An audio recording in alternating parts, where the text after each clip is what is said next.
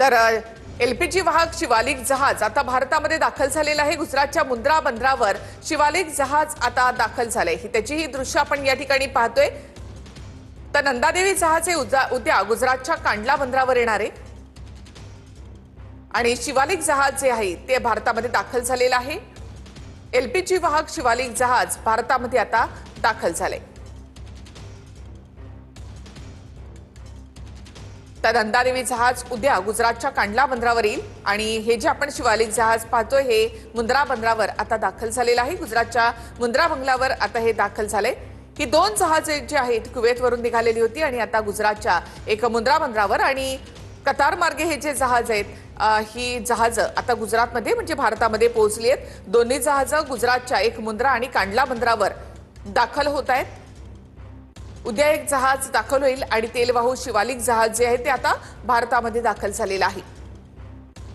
त्यामुळे तेवढाच आता मोठा एक दिलासा हा भारताला मिळालेला आहे। ही दोन जहाज आणि त्याचबरोबर हॉर्मुझ समुद्रधुनीमध्ये जी 22 जहाज अजूनही भारताची अडकलेली आहेत तर ती जहाज तिथून हॉर्मुझ समुद्रधुनीमधून सोडावीत यासाठी इराणशी चर्चा देखील सुरू असल्याचं परराष्ट्र मंत्री जयशंकर यांनी देखील म्हटलेलं आहे। त्यामुळे एलपीजी वाहक शिवालिक जहाज जे आहे ते आता भारतात दाखल झाले। त्याची ही दृश्य आपण या ठिकाणी पाहतोय। सध्या संपूर्ण देशामध्ये एलपीजीचा तुटवडा जाणवतोय। अधिक माहिती आपण घेऊयात आमचे प्रतिनिधी सचिन गव्हाणे यांच्याकडनं। सचिन, तेलवाहू शिवालिक जहाज भारतामध्ये आता दाखल झालेला आहे। किती मोठा साठा यावर आहे, किती मोठा दिलासा भारताला मिळू शकणार आहे?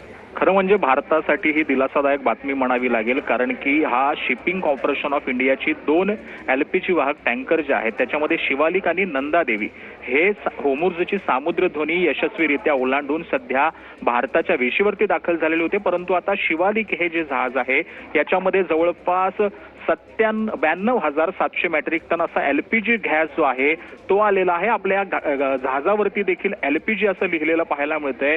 हे अत्यंत महत्त्वाचं आहे। आपल्याला माहिती आहे की अनेक ठिकाणी महाराष्ट्रामध्ये असेल किंवा देशभरामध्ये एलपीजी गॅसचा जो काही तुटवडा निर्माण झालाय त्यामुळं गॅस एजन्सीजवरती लाईन लागतायत, लोक पॅनिकमध्ये आहेत आणि त्यानंतर गुजरात पोर्टवरती सध्या हा जो एलपीजी वाहक गॅस आहे याच्यामध्ये या संपूर्ण याच्यामध्ये एलपीजी आहे 92,700 मेट्रिक टन इतकं एलपीजी असल्याची माहिती यामध्ये समोर आलेली आहे। सध्या गुजरातच्या मुंद्रा या बंदरावरती हे जहाज दाखल झालंय। ही भारतासाठी एक दिलासादायक बातमी म्हणावी लागेल। आपल्याला माहिती आहे की होर्मुझच्या सामुद्रधुनीमधून इराणनं जो आहे तो हा संपूर्ण मार्ग जो आहे तो बंद करून ठेवलेला आहे। इथून कुठल्याही जहाजांना परवानगी देण्यात आलेली नाही। परंतु आपले परराष्ट्र मंत्री एस जयशंकर जे आहेत ते इराणचे परराष्ट्र मंत्री असलेल्या आरागची यांच्याशी सतत चर्चेत होते आणि त्यानंतर कुठेतरी एक मार्ग निघाला आणि त्यानंतर ही दोन जी जहाज आहेत जी भारतासाठी अत्यंत महत्त्वाची आहेत ते एलपीजी घेऊन आता सध्या एक जहाज जे आहे शिवालिक नावाचं ते गुजरातच्या मुंद्रा या पोर्टवरती पोहोचलेलं आहे आणि थोड्याच वेळात या संदर्भातली अधिकृत माहिती जी आहे ती किती यामध्ये गॅस होता काय होतं हे समोर येणार आहे। नक्कीच धन्यवाद सचिन। शिवालिक जहाज मुंद्रा बंदरावर आता दाखल झाले। त्याची ही दृश्य भारतासाठी अत्यंत दिलासादायक ही बाब आहे। दोन जी जहाज आहेत एलपीजी घेऊन येणारी ही दोन्ही जहाज आता गुजरातमध्ये पोहोचत आहेत। हे जे शिवालिक जहाज आहे ते आता मुंद्रा बंदरावर दाखल झालेलं आहे। त्याची ही दृश्य आपण या ठिकाणी पाहतोय। तर दुसरं जे जहाज आहे ते देखील आता उद्या कांडला बंदरावर दाखल होणार आहे। कतार मार्गे ही जी जहाज आहेत ती आता भारतामध्ये दाखल झाली आहेत। तसेच हॉर्मुझ समुद्रधुनीमध्ये सुद्धा अजून 22 जहाज ही अडकलेली आहेत। तर त्यासाठी देखील इराणशी बोलणं सुरू असल्याचं कळतं।